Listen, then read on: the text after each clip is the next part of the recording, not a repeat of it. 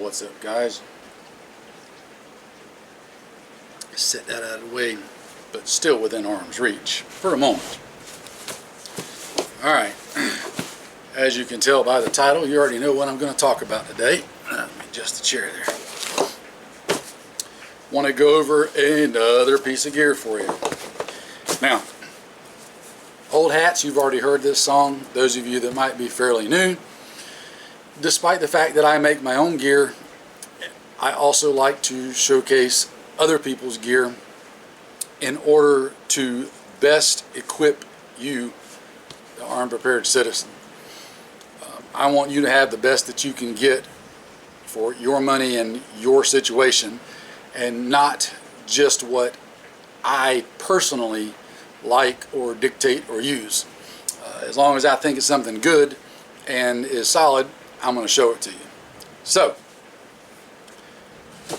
this is a chest rig that my friend NC Scout has got done over at the Brushbeater store. You will notice right off the back it's got his logo on there, so you know it's his. This is a fairly compact, as you can see, small chest rig.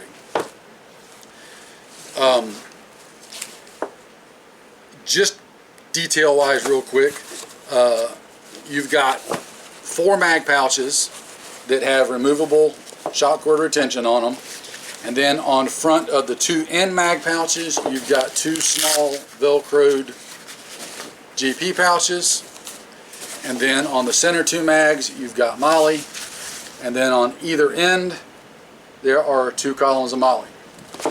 The mag pouches themselves will accommodate AR mags, AK mags, and most 308 mags.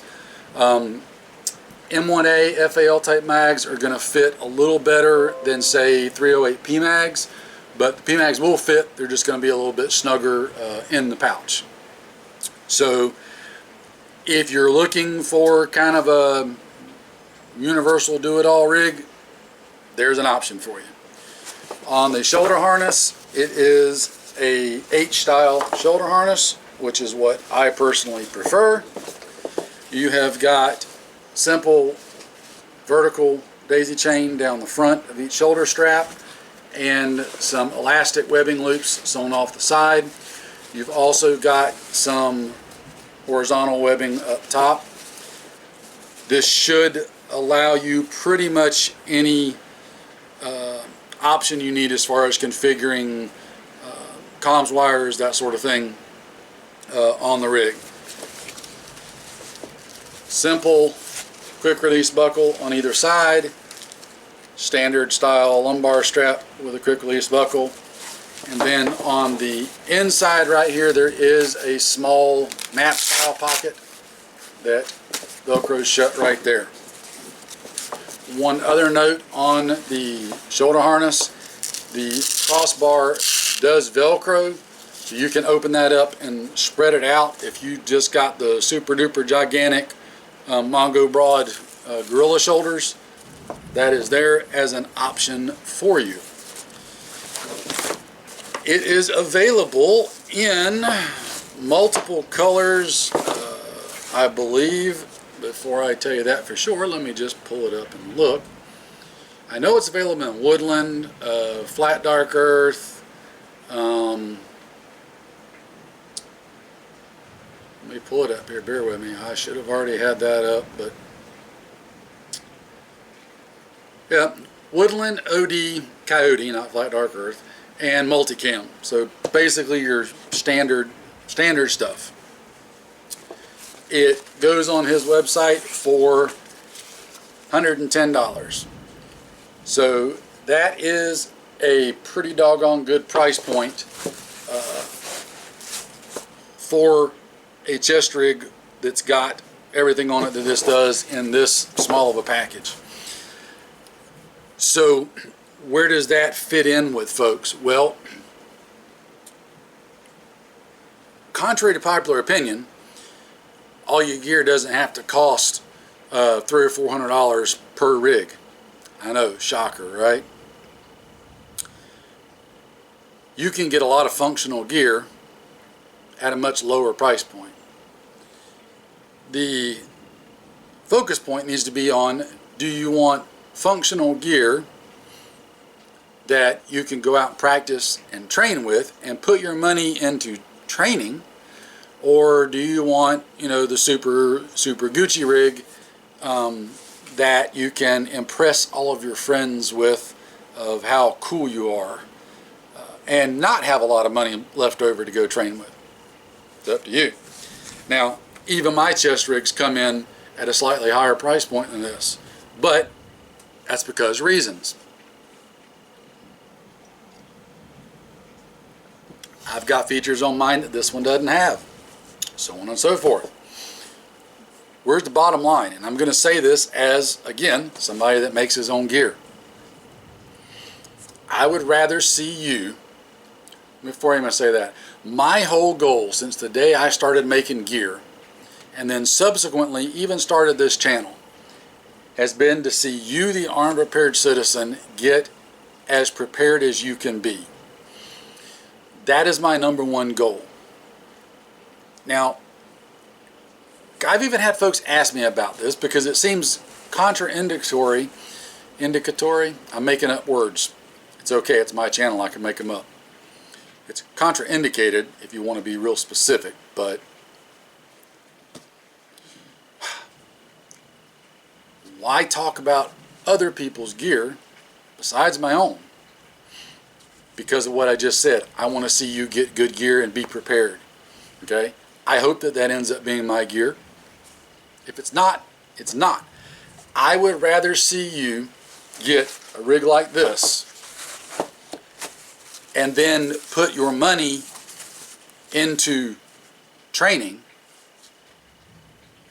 than to see you spend a ton of money on the latest name brand of gun and gear and have no time left over or no money left over for actual instruction and training and practice time.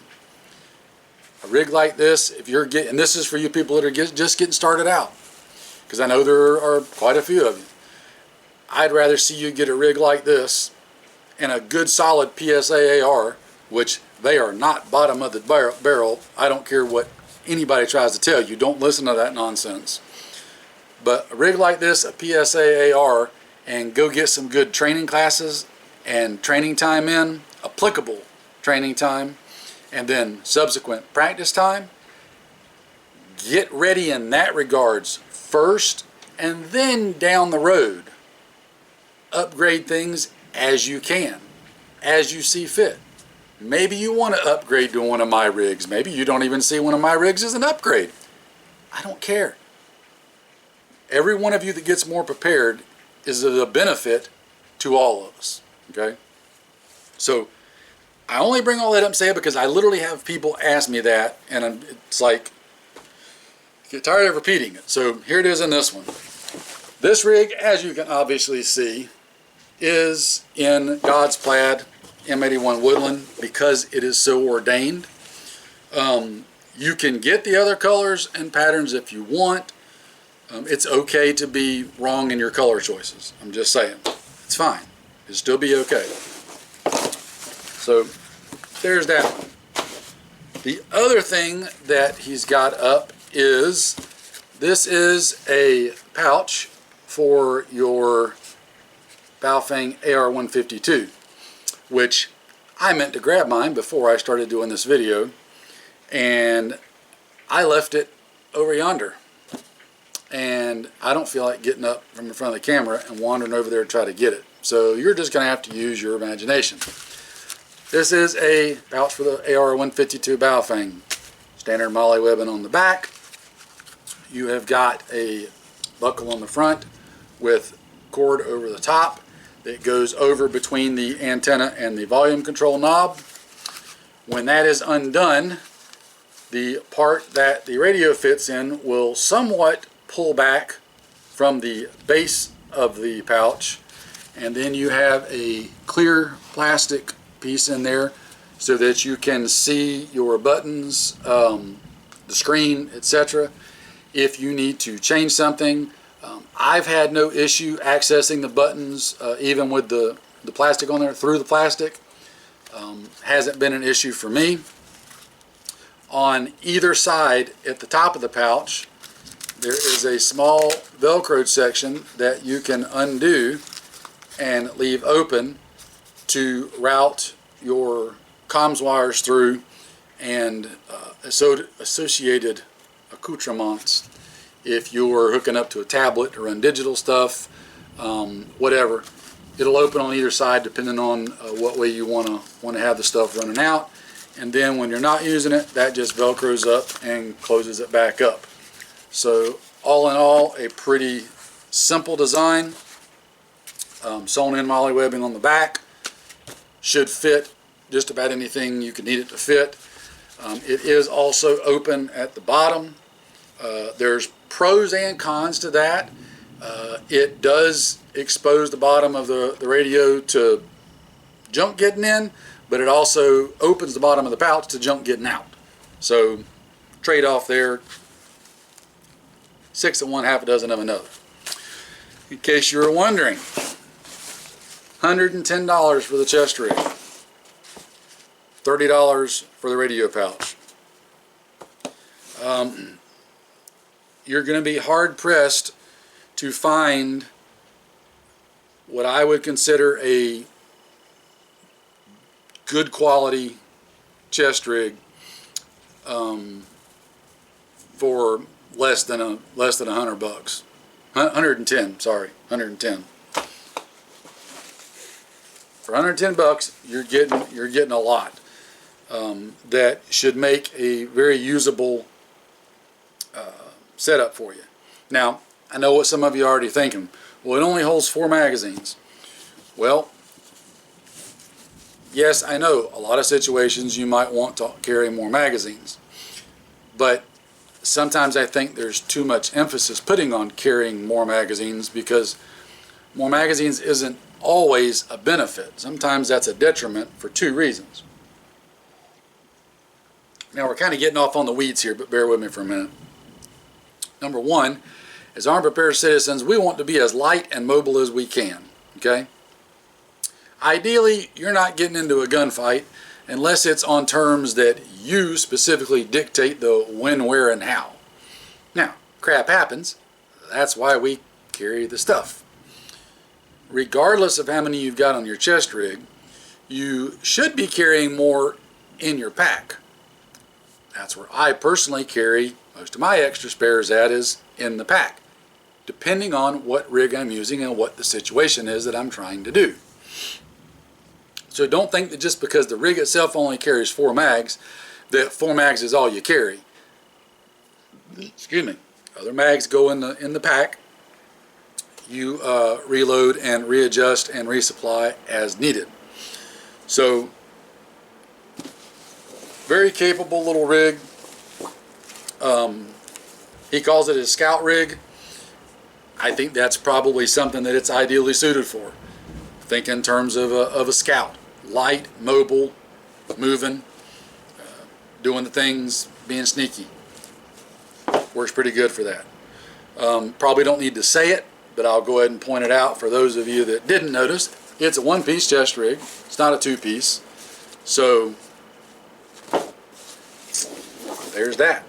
I mean, I'm not sure what all else I can cover. I will put a link in the description box down below to the website.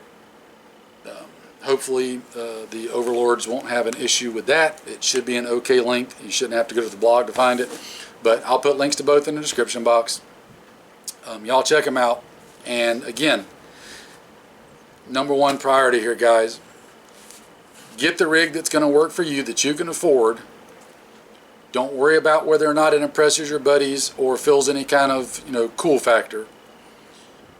The primary focus should be that you get out and get training, and then after you get training, follow that up with subsequent practice on your own, okay? So on that note, y'all know the deal. Keep getting ready. The clock is ticking, and I do mean ticking. Stay safe. I will see y'all in another one.